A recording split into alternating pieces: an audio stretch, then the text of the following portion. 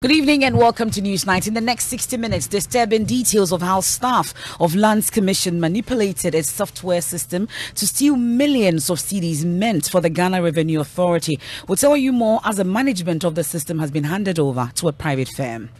Move that platform to a firm, to move the management of the platform to a firm to manage it for us. So that would help us to safeguard, some of these more practices, but that is in the interim.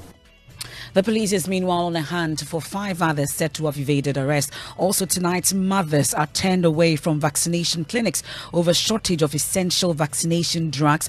Other at the Braka Polyclinic, for instance, as Health Ministry races against time to stock hospitals. Yeah, it worries me a lot because the first day we came, they said there's another. Then 1 month time we came, they said there's a shortage. Almost polio neni ho. Say idea ebenya wo drugstore. No mo ka chen so ebi ni ha. Omo nya bi inti ye ko drugstore ebenya bi ebekwa koto.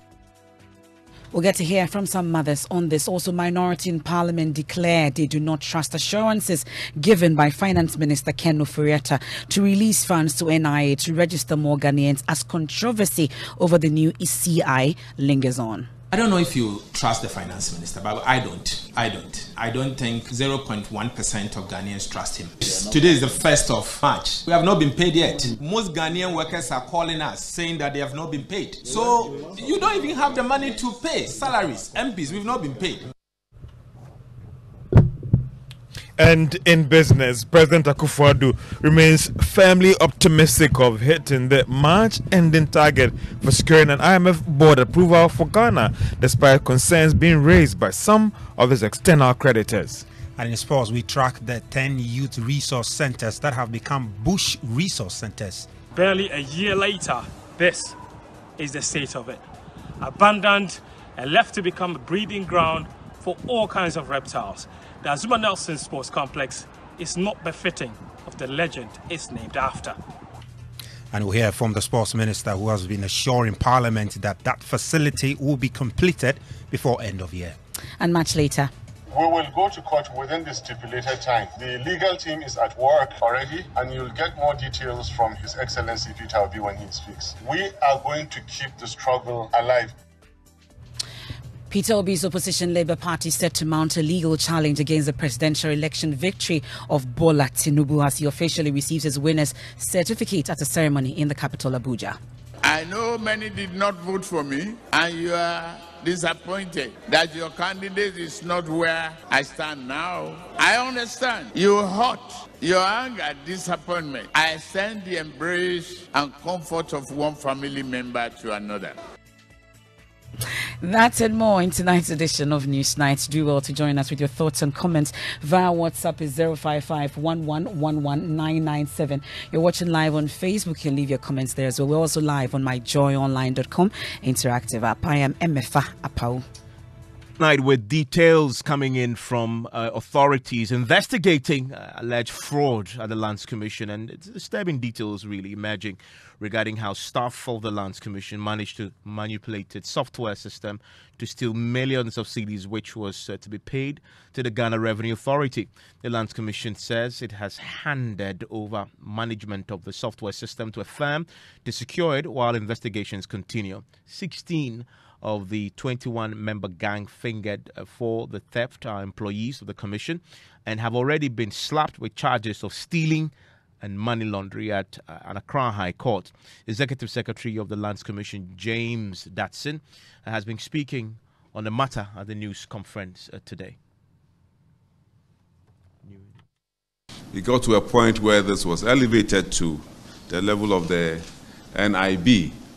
And so the NIB also continued with their investigations, and 21 persons, including 16 of our staff, were interrogated by the NIB. They were picked up from the office and their various locations. We are told that 5 they are people who collaborated or are alleged to have collaborated with our staff to engage in this practice. Now, the matter is before the court now, and the court proceedings have commenced, and that's the reason why I believe some of you may have uncovered this unfortunate incident. We, on our part, as our part of the Commission's processes in situations like this, when it gets to the point where we have sufficient information to place a staff on interdiction, we do that. And that is the point where we've gotten to at the moment. Thank you. Not all of them, it's a process. So once we've dealt with a particular case and it merits interdiction, we will effect that accordingly. And so currently not all of them are on interdiction. Currently we are at 10, but the others are also, as I said, even the investigations are still ongoing. So we were advised not to go too public with it, So, but because the matter is in court, and there's very little we can do because it's already in the public domain. He also gave details of how the accused officers manipulated the software. We are still investigating. I know the matter is before the NIB and they are also investigating. So we cannot put a figure to how much is involved because it is still evolving. The software, I must say that we developed that software in-house. The Enterprise Land Information System was developed in-house, and we've used it, in our processes, and it's been quite effective. Now, what we've done after we discovered this is to move that platform to a firm to move the management of the platform to a firm to manage it for us. So that would help us to safeguard, some of these more practices. But that is in the interim. In the long term, what we intend to do as part of the land reform project that we're doing at the Lands Commission is to change the entire software. Currently, we're operating on an open source software platform, but we want to move it to a proprietary software platform when we start the land reform project. So that is in the long term. But in the interim, we've moved the platform to a firm who is managing it for us now. So it's not the in-house team that is managing it. Management, with respect to public education, what we've done is immediately we came out with, let me say, a criteria, within which applicants should request for services with the Lands Commission. And the fact that when you come to the Lands Commission, you should deal with officers of the Lands Commission and not with, others, as it were, guru boys who may, lead you astray. So we have that information pasted all over our compound now. We used to have it, but then we reinforced it. So if you go around all our offices, you will see this notice clearly pasted there and informing officers about they dealing with the officials of the Lands Commission. Also, with our staff, what we've done is to do an official circular to our staff, explaining what has actually happened and the fact that staff will have to, be very meticulous in what they do when it comes to dealing with applicants, when it comes to payment, and then also processing of documents within the commission. So this is the information we've put out there, and we expect that our staff and then the public should conform to it. Well, so that's the deputy executive secretary of the Lands Commission, James Datsin there. But my colleague Joseph Akable has been monitoring this particular story for us. He joins us on the line with further details. Joseph, let's first get to these 21 individuals alleged to be behind the scheme. What do we know about them? 5 of them are at large. In terms of the 16 that have been apprehended, 9 of them are staff of the Lands Commission. There's one individual who is an accountant at the Arieli Company Limited. There's another who is a staff of the First National Bank. Another individual who is the CEO of the Estate Company Limited. There's another one who is also a staff of the local government, a businessman, a clearing agent, another staff of the Tema Development Company, TDC. And so those are the details that we know in terms of where these individuals work.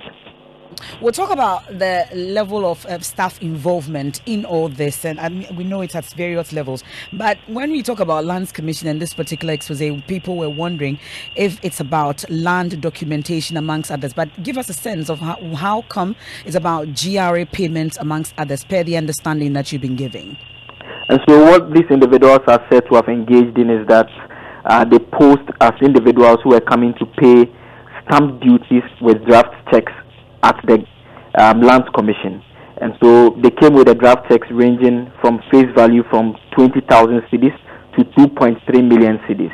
Now, without giving the check to any official at the Lands Commission, they simply managed to manipulate the software with the assistance of the individuals who are part of the gang who work within the Lands Commission to create the impression that the checks have been presented to the Lands Commission and the stamp duties have been effected, payments have been effected, and they have gotten evidence of that payment. And so they now picked this draft check, which they did not present at all, and sent it over and now used it to pay for import duties of individuals who were importing items into the country with the assistance of the clearing agents, some of whom are part of this particular gang. And so once they make the payments for you, then they take your cash from you. And so in simple terms, they've taken draft checks claiming to be paying for stamp duties at Lands Commission, which will be advanced to GRA.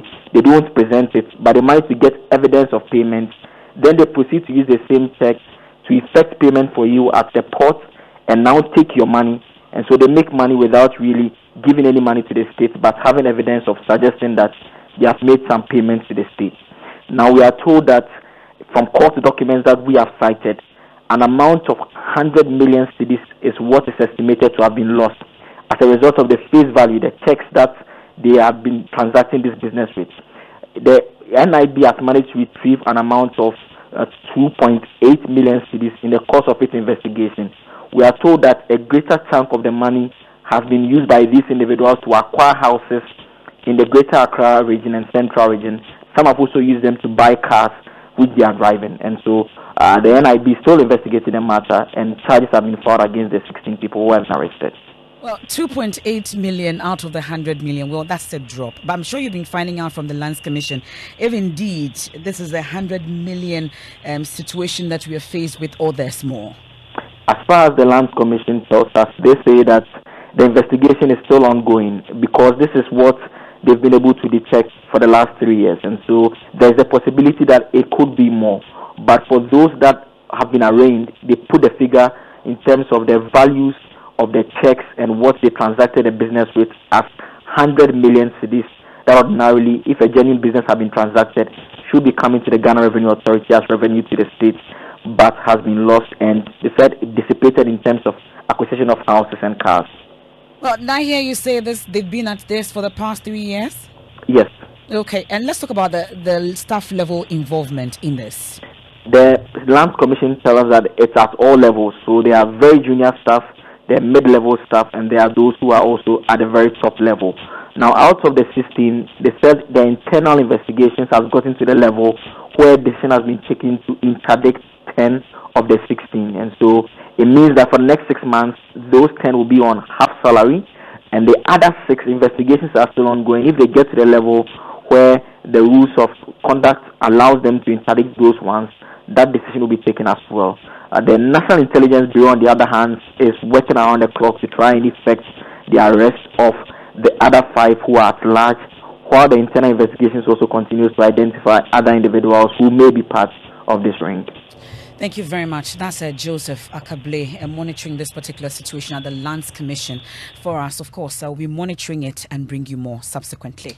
You're still live on Newsnight. It's on Joy 99.7 FM. Emefa, you are a mother, but for the thousands of mothers with babies 0 to 18 months, this next news item will worry you a great deal, because we are learning that that vaccine shortage that has hit the country is yet to abate. 2 crucial vaccines for babies have been unavailable at the Adabraka Polyclinic Vaccination Center for close to a month, leaving many babies without shots. Now, the Ghana Health Service has confirmed that there are 3 traditional vaccines that have run out completely across the country. This is the polio vaccine, the BCG vaccine, and the measles rubella vaccine as well. Now, the shortage of the vaccines has a potential to increase vulnerability of children to the diseases the vaccines seek to protect them against, and no, polio is a devastating one, measles as well, and devastating. The confirmation by the Ghana Health Service that it's simply out of stock across the country. We know that the health minister has been the subject of summons by Parliament for a while. Yesterday, he failed to show up, and we know the minority guys were left very, very upset by his absence. We'll try and check today what happened, whether he came or not. But mothers who had come, particularly to the Adabraka Polyclinic, with their babies to be vaccinated, were turned away to come later when the shots were available. My colleague Mamisi Thompson was there earlier and spoke to some mothers. There's more in the following report.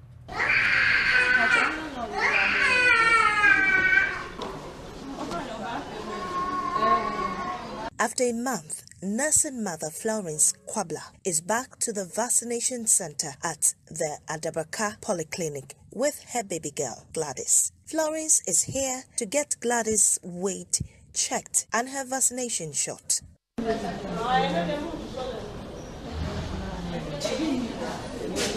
She recorded a healthy weight. However, the oral polio vaccine due her is still not available for her baby. The last time she was here, she was told it was finished. With the polio, worries me a lot, because the first day we came, they said there's another. Then 1 month time we came, they said there's a shortage. So I asked them, is there any available at any? But they said there's still shortage at some of the polyclinics and hospitals. Another worried mother is Gifty Odonko. Her 4-month-old baby Inshira has also not received the polio and the rotavirus vaccines. She wants government to quickly restock. I'm told there is no polio vaccine, so we'd have to return without the shot. It could expose her to diseases. I hope we can get it at the pharmacy to protect her.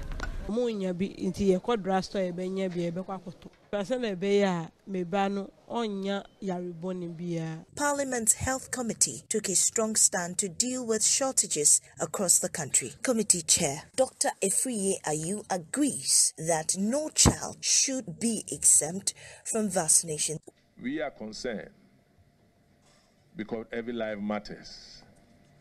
And just as many of us here feel our sustainability has more been because of the vaccines we had at childbirth. We cannot deprive any Ghanaian that opportunity to live.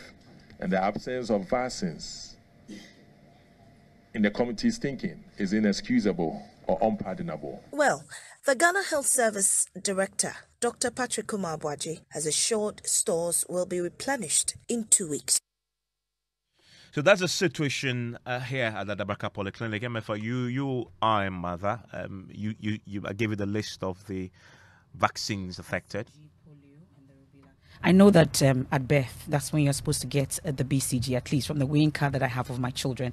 You get it 3 times. And the first one, which is the BCG, has to be at birth. So if it's emerging that now babies cannot get it, especially even at the Adabraka Polyclinic, and that's not the only place that we've been to. We're told it was a nationwide situation. So how are we coping? What exactly will be the effect on these children? What's the period that they're supposed to get it?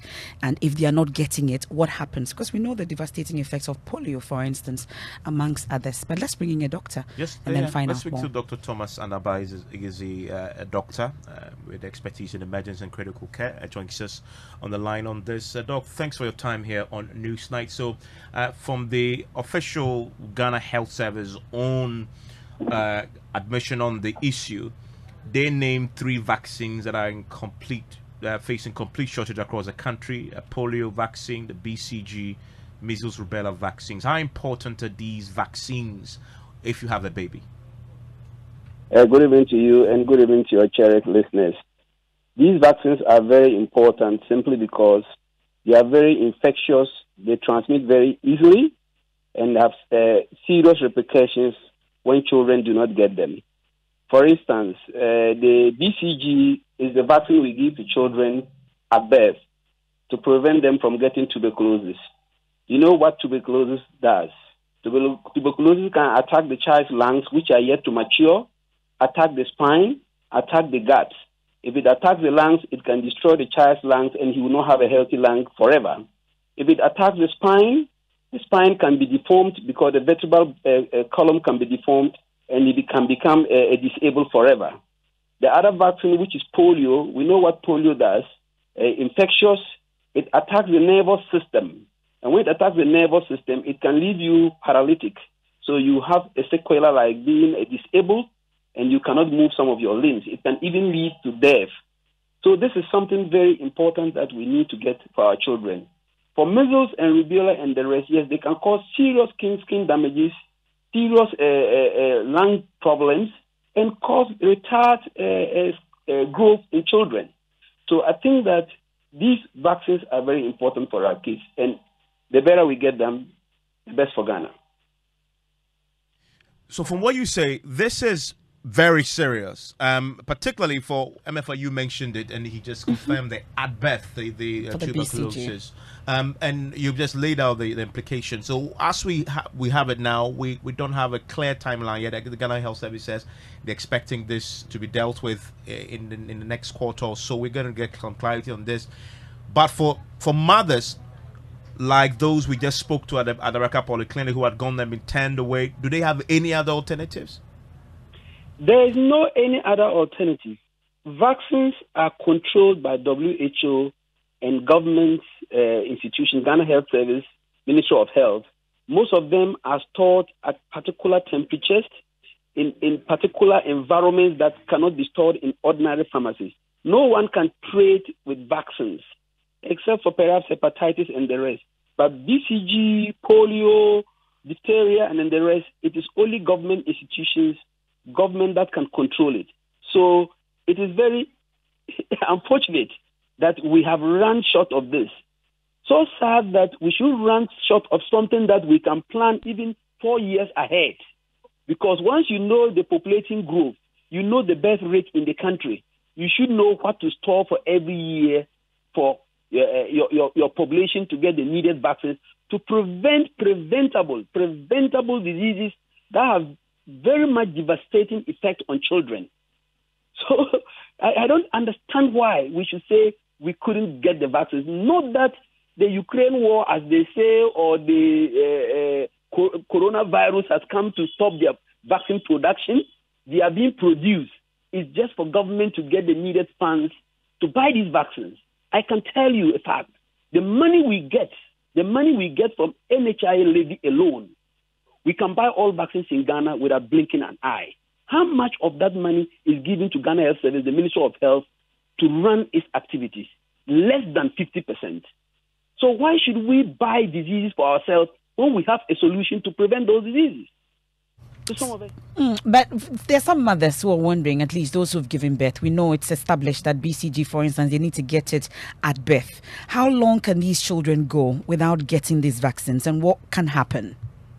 It is best given at birth because it will protect you, because, you know, the tetanus parasite flies 1 meter high. And all children in Ghana, majority of them lie there. Even if you have a bed for the child, it will be 1 meter low. So they can easily acquire tuberculosis. Tetanus likewise. Dr. Anaba, we're grateful for your time here on Newsnight. And so we know how serious the situation is, and if we have babies in the system, they are not getting this shot, and we know the impact now. But Parliament, like you said, they've been raising the issue, demanding the Ministry of Health to account. We are told for some more than 71 million Ghana cedis paid by the NHIA for essential vaccines after they appeared before the committee late Tuesday evening. Let's bring in the National Health Insurance Authority. The Acting Corporate Affairs Director, Oswald Mensah, joins us on the line. Oswald, so have these monies been released for these vaccines? Please confirm to us.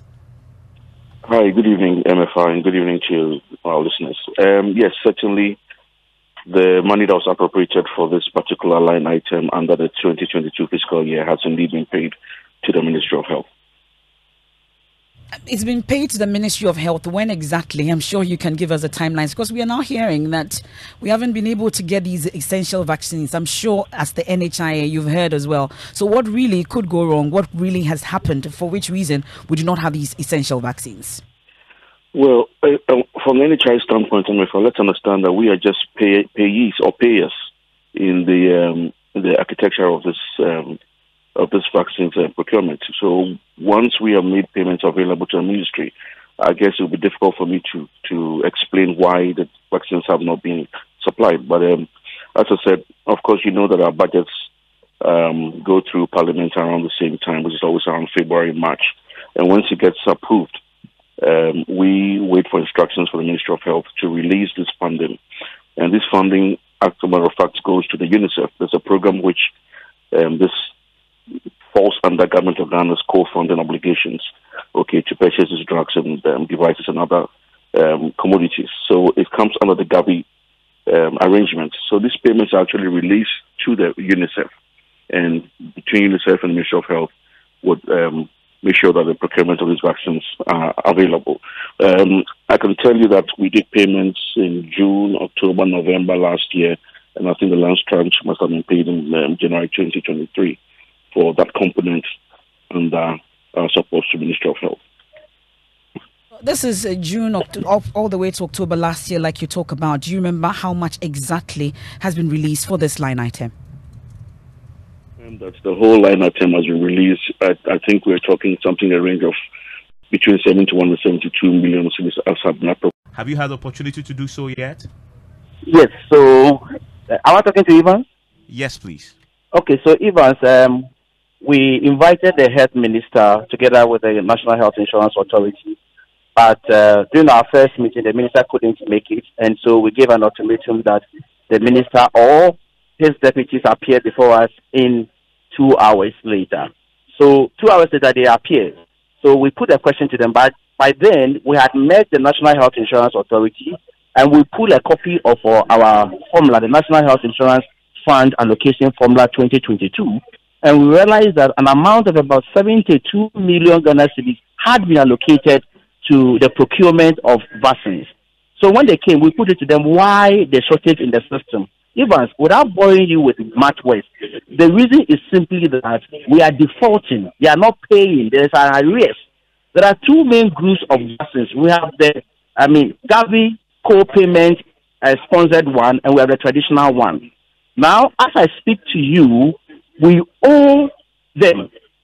And so we have not been able to pay. When we push further, that why couldn't they pay because the National Health Insurance Authority had made the releases, the answer they gave us was that at the time, there was steep depreciation of the CD. And that was where I got angry. Because you cannot cite the depreciation of the CD for a reason why innocent and vulnerable children should die. Even don't forget that these vaccines are not medications that they can buy over the counter. And therefore, even if you have money, you can't go to any pharmacy shop and procure the vaccines yourself. And these are vaccines for the 6 killer diseases. And I remember the last time we recorded any death in any of these, 6 killer diseases were somewhere 2003. So we had struggled to virtually eliminate these things in our system.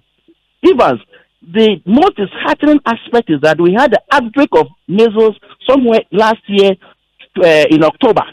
And we have looked on, and the thing is spreading. It is now in the Zonga Hafo region. I hear it's now in Bota region, and it's spreading down. So we ask them that the reasons they have provided us before the committee are untenable.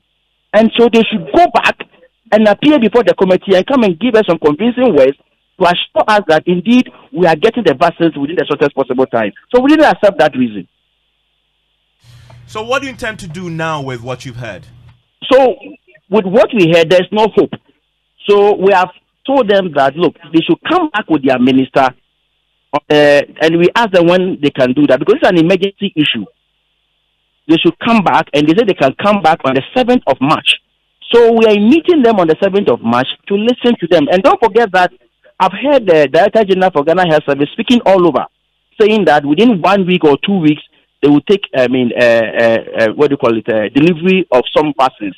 So we are waiting. So on the 7th, we are meeting them. And by then, I know that his 2 weeks will have elapsed.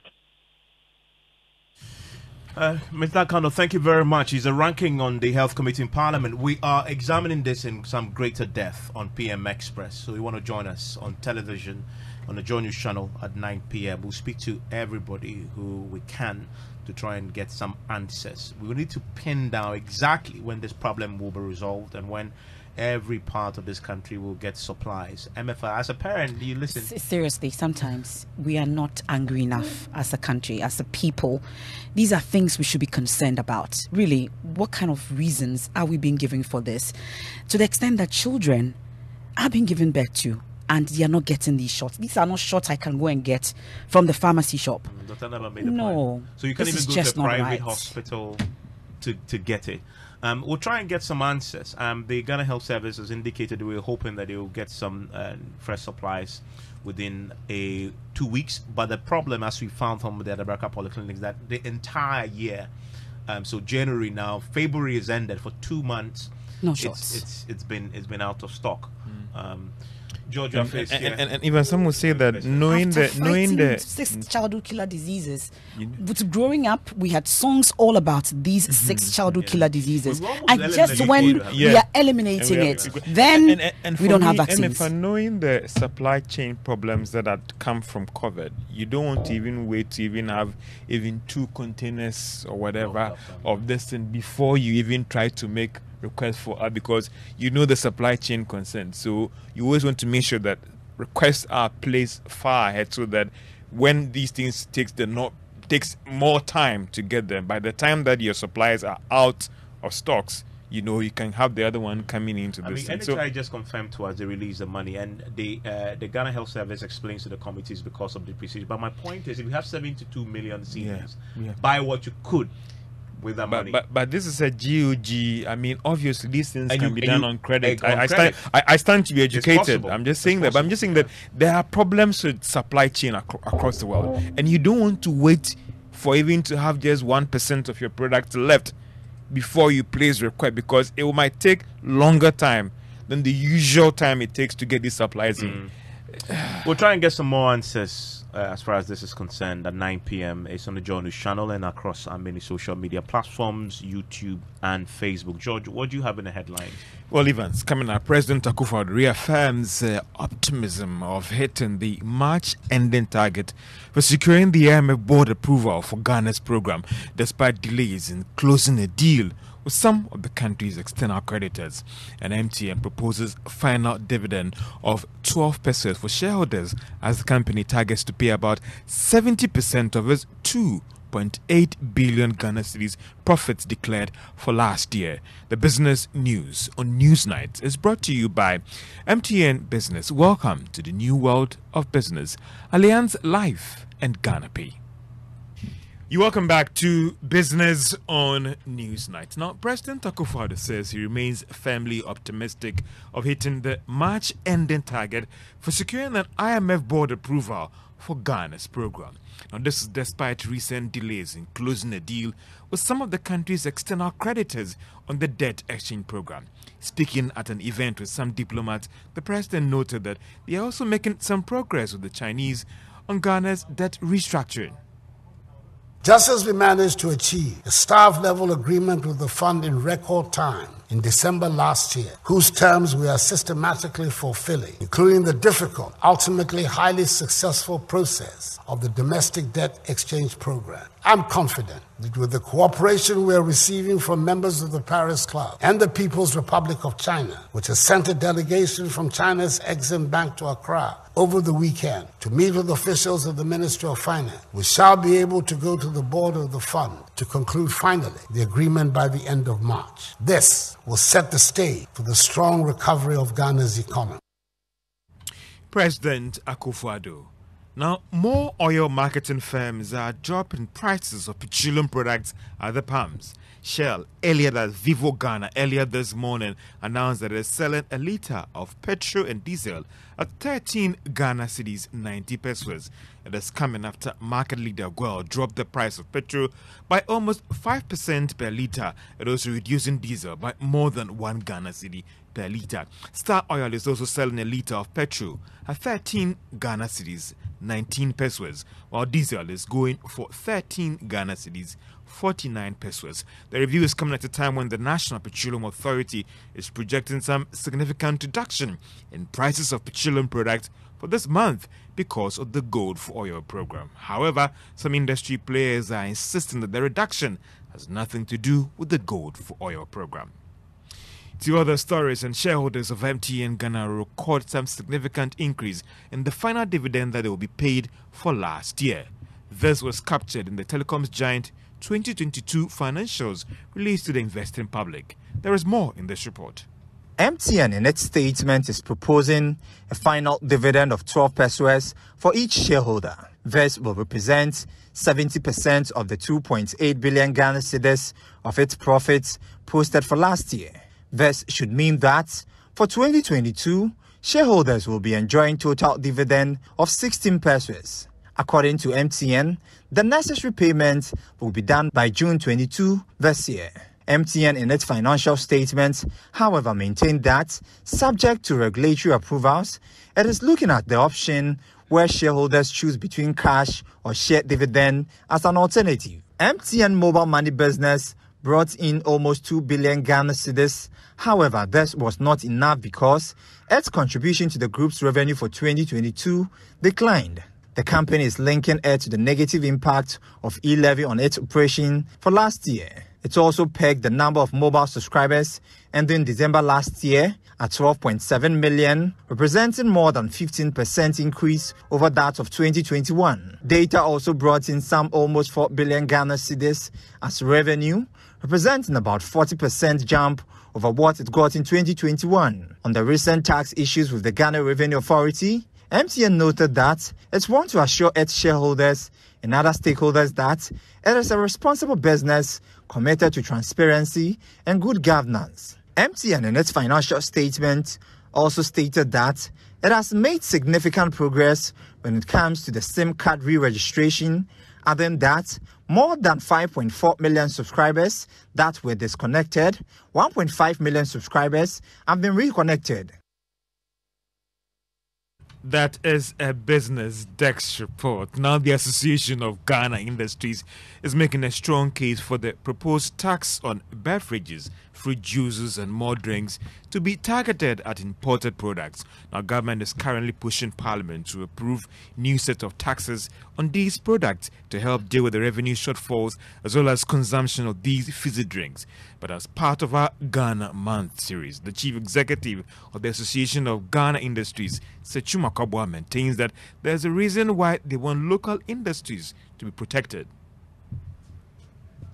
Proposed introduction on this extra duty on the carbonated drinks and the spirits and all that. We think that at this crucial moment where we want to really support local industry, if there should be any such, it should go to the imported products, but not the local producers, because you want to encourage local production. Nobody stops you from introducing new tax, but you have to work out the implications, the ramifications of introducing such taxes. So we strongly have a problem with the new introduction. We are showing statistics. We are bringing statistics to see the different tax regimes in other countries that are competing with us and how probably it could be properly structured. and that is Chuma Kwabwa. He is chief executive of the Association of Ghana Industries, making a strong case on how local industries should be protected, and it will be part of our Ghana series, Ghana Man series stories, bringing you some insights in the business community and what should be done for local firms. In its bid to regulate credit extension and close the gender financing gap, the Bank of Ghana has implemented a new online reporting and analytics supervision tool. The online platform requires financial institutions regulated by the Bank of Ghana to provide information on financial returns on gender basis. Now, speaking at an affirmative action for Women in Africa Financial Series, Second Deputy Governor of the Bank of Ghana, Dr. Elsie Adawaji, disclosed that this is more of a move that will help in policy formulation for the sector. We are fully committed to promoting inclusive finance and gender inclusive finance more particularly as a catalyst to promoting inclusive macroeconomic growth. The Bank of Ghana has implemented a new online reporting and analytics supervisory tool by which all of our regulated financial institutions submit their prudential returns to us on a sex disaggregated basis. All of those reports every month would now tell us on a sex disaggregated basis how much of this have gone to women-owned businesses. We believe that this is key because data is often the missing piece in our discussions and in our policy formulation and implementation efforts. Second Deputy Governor of the Bank of Ghana, Elsie Adawaji, and even there are more oil marketing firms that are dropping their prices at the pumps, and that if this trend should continue, what that will mean for the cost of some items on the market. For instance, that is Petrosol is also selling today 13 Ghana cedis, 49 pesos for super. That is petrol and diesel is going for 13 Ghana cedis, 57 pesos. You also understand that Total Energies is also dropping or has dropped its prices at the pumps as well, selling at 13 Ghana cedis, 80 pesos for diesel, and also 13 Ghana cedis, 80 pesos for petrol as well. To the stock market, if you're a shareholder in EcoBank Ghana Limited, you lost 58 pesos to close at 5 Ghana cedis, 40 pesos for each share held. Farmers also lost 20 pesos and it's now worth 1 Ghana cedi, 87 pesos. And even that's all for business on news. Now we'll be looking up to the PM Express tonight. Yes. Very interesting discussion. And I'm looking for George, by the way, to also telling us later the information you have on the Exim Bank officials who have been here negotiating with the finance ministry. You need to dig into that and get more on that. Right. George, thank you very much. You're still live here on News 90 on Joy 99.7 FM. Guess who is joining us early? Because we have something cooking for you. Is Ms. Bao. Hello, Ms. Bao. Hello, Evans. Well, just about the youth resource centers, because in 2018 the government commenced the construction of 10 multi-purpose youth resource centers that were left to be completed in 9 months. 5 years on, the project had been abandoned and left to rot. My colleague Fentio Tahiru has the special report focusing on the Azuma Nelson Youth Resource Center. This is the Azuma Nelson Sports Youth Resource Center, named after legendary Ghanaian boxer Azuma Nelson. The facility was supposed to serve as a multi-purpose sports center fit enough to accommodate more than 40 different sporting disciplines when completed. Also known as the Kaneshi Sports Complex, the facility was built during the era of the Supreme Military Council and the General Achampong in the 1970s. It served as a training base for teams during AFCON 1978, which Ghana hosted and won. Since then, however, years of neglect had placed on the back burner the plans of the people running sports in the country. Various governments had made promises to upgrade the facility to its stature as a functioning multipurpose sports center, but none had made good on their promises. But in March 2018, then Sports Minister Isaac Esiama finally commissioned renovation works to start on the facility. We are securing the future of Ghana sports through this investment. And I can tell you, in the next 20 years, Ghanaians will remember one person called President Akufo-Addo for the huge investment he made in sports. This huge one. Across the country, we are going to do all these things. By November, you will see 10 multipurpose youth centers. That can take off about 5,000 people. Sitting capacity 5,000. So we can even play some of the national matches. Understand? Yes, big matches. Black Queens can come and play maybe in Wa, because we're going to do one in Wa. They can go to Navrongo. Go do one in Navrongo. They can go to Nehini. Go do one in Nehini. So it's going to be across the country, spread across the country, so that everywhere you go, you have quality, modern sporting facility. That was former Sports Minister Isaac Asiama in March 2018. It was supposed to be the dawn of a new era for sports infrastructure in the country. When completed, it was supposed to seat up to 5,000 people with a swimming pool and all kinds of adjoining facilities, including a running track to go with. And it was supposed to cost some $4 million and just 9 months to complete. Each contractor has 9 months to complete the project. If we factor in the rainy season, it depends on the intensity of rain.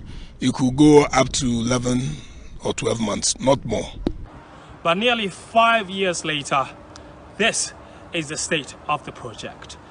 In December of 2021, the new Sports Minister, Mustafa Yusuf, stated that the project was 90% complete. If we are going to be able to identify talent in the various regions or our various communities, we can't do that without these facilities being completed.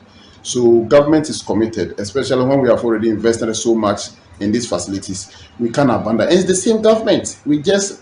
Government is continuous. And so the assurance can be getting from me. What I've realized that it was in phases. So we have phase 1, phase 2.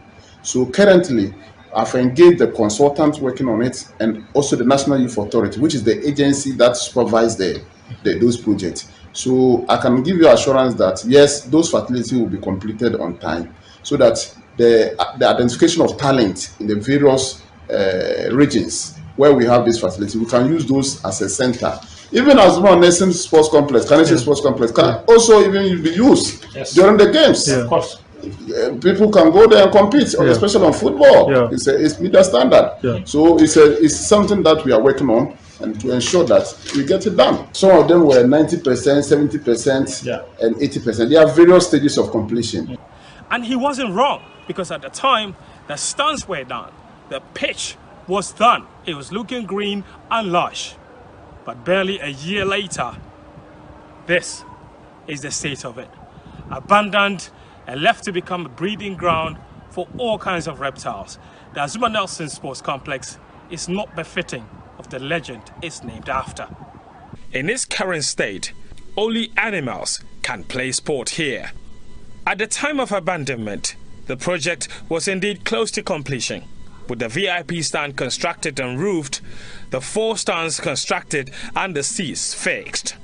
The drainage system had also been done, and the groundwork had been prepared for the tartan tracks to be laid. All of that, however, has now been left to rot. So that's Fentio, Tahiri Fentio, with our report on the Azuma Nelson Youth and Resource Center. And Fentio joins us in the studio here. Fentio, I mean, it's quite heartbreaking watching the video, which will also air tonight at 8:30 p.m. on the Joy News channel. I mean, tell me the extent of the damage there, because clearly that's damage to abandon a project like that. That's wastefulness. It is a lot of money spent, almost about $3 million from my last conversation with the contractor. And the work had actually progressed steadily. It was almost done. And that's the saddest part of this entire episode. The fact that the project was at 90% completion, as confirmed by the minister himself. And at that point, the last time the contractor was there was October 2020. They had raised a certificate for 650,000 Ghana cedis for work done. And that's perhaps how much more that was required to finish the project. That certificate wasn't paid, so the contractor obviously abandoned work, and now will need at least 4 times that money in order to finish the project. And clearly there is some financial loss to the state there, because all of the work that was done until that point is now degenerated into something that's a complete eyesore, basically. It's a zone for reptiles, like you described. Yeah, it is home to not just reptiles. It's I was there and I didn't quite feel safe accessing the place. Yeah, I saw the videos and it was shocking. Yeah, it is a big shock. There's a part of the shot where the bush, it was almost my height, seemed to swallow you up. That is right. You seem to disappear in the mist, and so this is not a forest. It is not. It is not. And that is actually the football pitch. Okay, I see. Which was, as at 2020 October, was green and fit for football matches. And you could so we had actually made disappear on the football pitch whilst I stand in the middle of it. And I couldn't, I couldn't see. I could hear your voice. You couldn't but see you me. were missing because the bushes are just covered. Yeah, and what is even more disappointing is, Fend, the fact that this facility is named after a legend in Ghana, Azuma Nelson, and who has said, in the past that the project isn't befitting of his name. And you see, the Azuma Nelson Sports Complex, let's be honest, a bit of history is required. That facility has always been one of those bespoke projects. And it was put up by General Champon in the 1970s. It was a place where middle-class people went. It was the original youth resource center in Ghana. It had a basketball court, a functional one. It had a hockey pitch. The football pitch was used for several purposes. In fact, in 1978, it was one of the camping bases for national teams for the AFCON, which we hosted and won. As recently as 2007, when the Accra Sports Stadium was being renovated for AFCON 2008, Hearts of Oak and Accra Great Olympics actually used that facility to play league matches. So it has been functional before. And the attempts to now uplift it into a much greater, a much better facility has now resulted in degenerating it into becoming one of the worst sites you would ever see of any sporting facility. Is it a funding challenge? You say it's not because there's yeah, we have to talk about where the money is coming from. So unlike many projects in this country where you can say maybe a certain loan isn't forthcoming, the funding for the 10 youth resource centers is from the common fund. The NYA has a 5% allocation, guaranteed money every year. That payment comes in from the common fund. The sports minister at the time, Isaac Esiama, was the one who decided that they were getting a lot of regular money from the common fund. And the youth authority obviously is under the Ministry of Youth and Sport. So he came up with the idea that they could use part of that money to put up these facilities across the country. And so they used part of that money, pay some of the contractors. So work actually began across all of the youth resource centers. They just have been abandoned for the last 3 years, and that is the unfortunate part. And I tell you what, the amount and the number of people that have been affected by this project, it's massive, Evans. More than 50 schools host sporting competitions in that facility. Yeah. Growing up, you must have heard about the Azuma Nelson Sports Complex. That's what we do. Even in 2005, yes. A whole international boxing bout was held there. Ikote fought Isaac McNeil of the USA in that facility. And the facility hosts the offices of the CEO of the National Youth Authority, Mr. Pius Haji. There, right behind his office is where the sporting complex is. So the bushes that you see in that camera shot, all of that abandonment, all of that rot is right behind the NYA CEO's office. What next, though? Because there's so we're running a series, basically. So there's 10 of them across the country. Right now, obviously, we're still assessing the impact. We're trying to force the so next week we have another episode. Yes, next week we have another episode from Koforidia. The Koforidia Youth Resource Center is what's next. After that, Nyinahini, and then you have one from Yendi. And every single facility, the story is the same. Except Ho, which will host the Independence Day celebration. As a result, the work there has progressed understandably quite steadily. Yeah, well, the Minister for Sport himself, he's been answering questions in Parliament, and he indicates that the facility will be completed before end of this year. I'm happy to inform this August House that the second phase of the project selected, Azim, that's Dunkwa Ofen, Wa, Domahinkro, Kofodua, are near completion, with all the necessary fitting and auxiliary work progressing steadily. For this year 2023, the youth center in Ho, that's Adakulu, Yendi, and Nyinahini, Kaneshim, and Navrongo are earmarked for completion. I wish to assure this August House that the contractors will soon move to the project site, and the project will be completed by close of this year. So that's the sports minister, Evans. At this point, we just need to go to the Achia Mountains and then for the country. So we'll leave you in the safe hands of Kujo Yankson as part of our Ghana Man series.